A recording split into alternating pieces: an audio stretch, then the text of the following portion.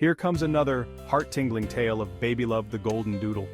Cute and incredible Babylove and her stunningly beautiful woman owner are frolicking one whimsical afternoon out in the meadows near their apartment.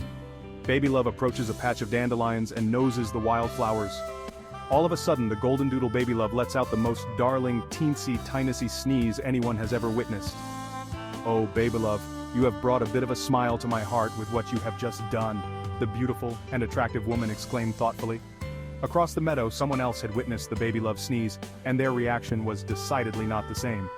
Tune in soon to find out who approaches Babylove the Goldendoodle and her gorgeous-looking owner. It will surprise you.